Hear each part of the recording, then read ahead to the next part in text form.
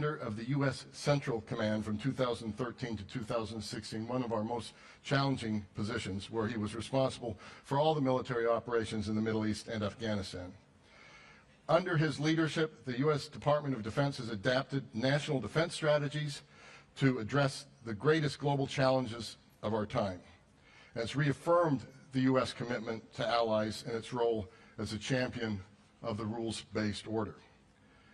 In particular, and this is really important, Secretary Austin's late leadership in the Ukraine Defense Contact Group has proven invaluable in uniting over 50 nations to provide critical military support and security assistance to Ukraine. We saw Vladimir Putin's message to the NATO summit on Monday this week with a barrage of more than 40 missiles on Ukraine, including hitting a children's hospital. We've seen an answer in more air defenses. We've seen an answer in the F-16s. We've seen an answer in everything else that Secretary Austin and all the allies are doing. As President Biden has said, the world is at an inflection point with wars in the Middle East, Europe, rising challenge posed to China, biggest defense buildup, peacetime defense buildup in history from China. The Secretary of Defense is facing more simultaneous challenges than perhaps any predecessor. And we're lucky to have a man of his pedigree and capability at this historic moment. So with that, ladies and gentlemen, please join me in welcoming to the stage the 28th U.S. Secretary of Defense, Lloyd Austin.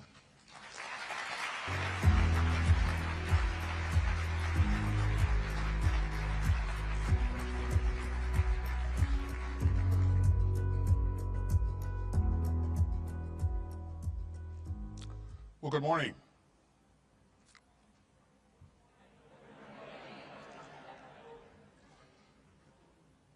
It's really good to be here with all of you. And Fred, thanks for that kind introduction. And for all that you've done for the Atlantic Council and for bringing us together on a pretty big week. It's a huge honor for the United States and President Biden to host this historic summit in Washington, just down the road from the site where the original 12 NATO allies signed the North Atlantic Treaty 75 years ago. And together, we're marking one of the great success stories that the world has ever known. On April 4th, 1949, those 12 democracies came together in the wake of 2 world wars and at the dawn of a new Cold War. And they all remembered, as President Truman put it, the sickening blow of unprovoked aggression.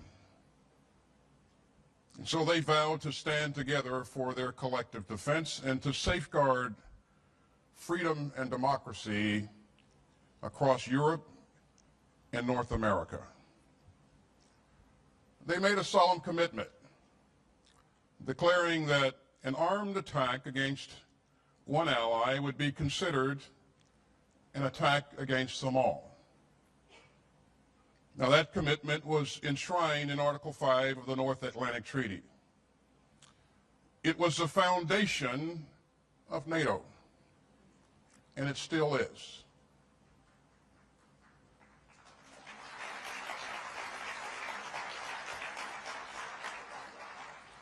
And on that bedrock, we have built the strongest and most successful defensive alliance in human history. Throughout the Cold War, NATO deterred Soviet aggression against Western Europe and prevented a third world war. In the 1990s, NATO used air power to stop ethnic cleansing in Bosnia and Herzegovina and in Kosovo.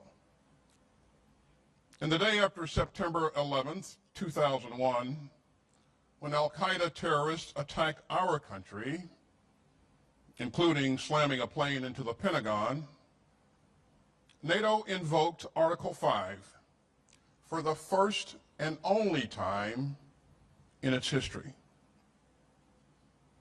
So NATO has always stood by us, and we're going to stand by NATO.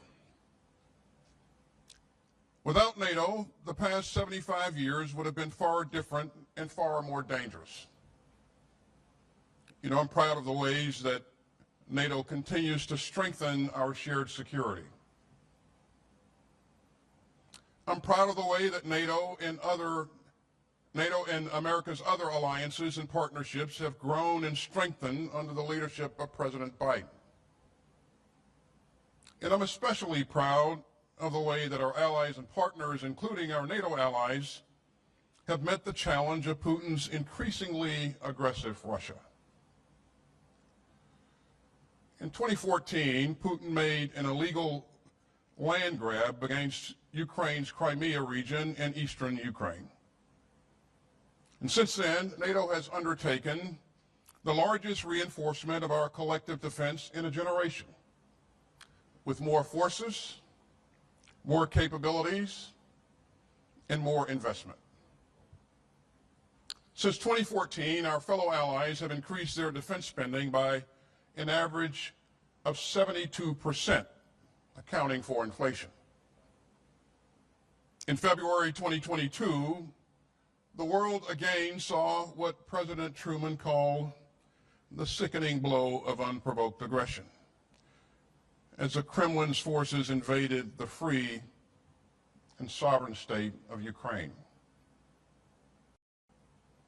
As this administration has made very clear, we will not be dragged into Putin's reckless war of choice. But we will stand by Ukraine as it fights for its sovereignty and security. We will defend every inch of NATO, and we will continue to strengthen NATO's collective defense and deterrence. In the wake of Putin's imperial invasion of Ukraine, we've bolstered NATO's forward defense posture with more troops at high readiness, larger exercises, sharper vigilance, and multinational battle groups in 8 countries. NATO is now larger than ever. And our new allies in Finland and Sweden have brought the alliance's membership to 32. And make no mistake, Putin's war is not the result of NATO enlargement. Putin's war is the cause of NATO enlargement.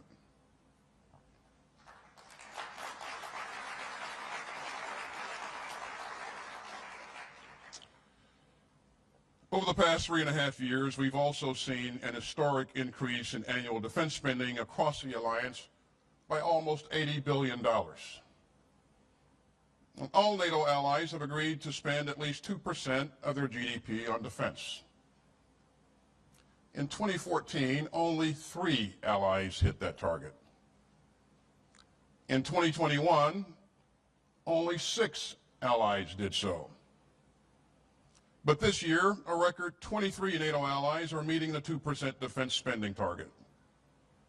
Now, our NATO allies are not just spending more on their own defense, they're also spending more on America's defense industrial base.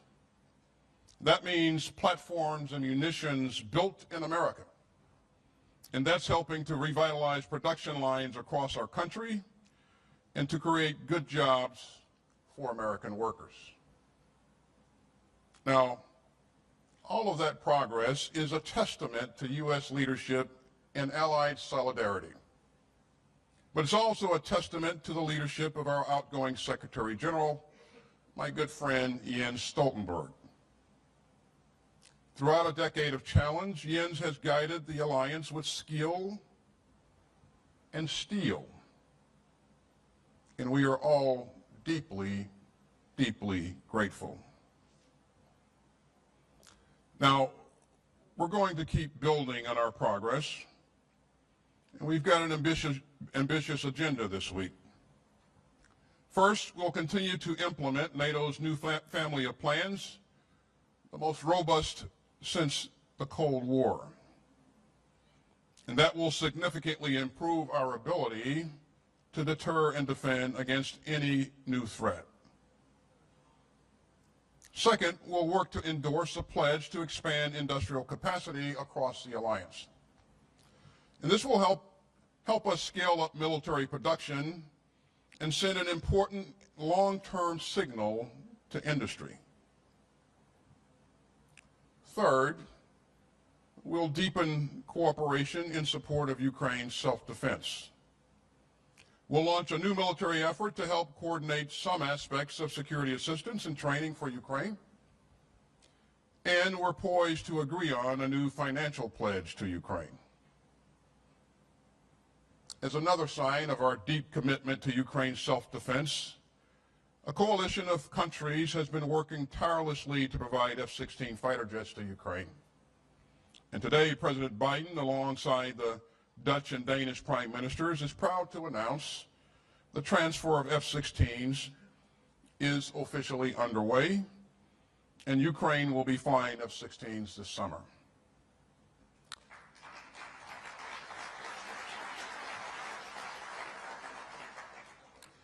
And finally, we'll continue to deepen ties with our global partners, especially in the Indo-Pacific. I know that we're all troubled by China's support for Putin's war against Ukraine. But that just reminds us of the profound links between Euro-Atlantic security and Indo-Pacific security. And it sends a message to the world that we are united in our values. So we have a lot to tackle together. But we're also here to mark this moment. We're here to strengthen an alliance that has kept millions of people safe for 75 years. And we're here to reaffirm the ironclad commitment that those 12 leaders made on April 4th, 1949. An armed attack against one ally is an attack against us all. You know, as you heard Fred say, I had a brief 41-year career in uniform. I started working with NATO back in 1975 when I was Lieutenant Austin. And I've never seen NATO stronger or more united than it is today. And we are determined to keep it that way. You know, I learned a lesson early on in my Army career, and that lesson is that as a soldier, the last thing that you want to do is to fight alone. So here's the blunt military reality. America is stronger with our allies. America is safer with our allies. And America is more secure with our allies. And any attempt to undermine NATO only undermines American security.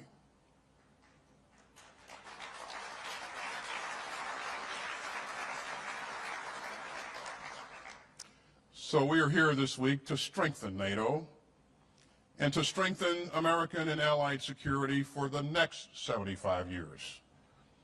As President Biden has said, our foes and rivals have tried to shatter our unity, but our democracies have stood unwavering. Ladies and gentlemen, that is the legacy that we celebrate. That is the vow that we uphold. And that is the work that we will continue. Thank you very much.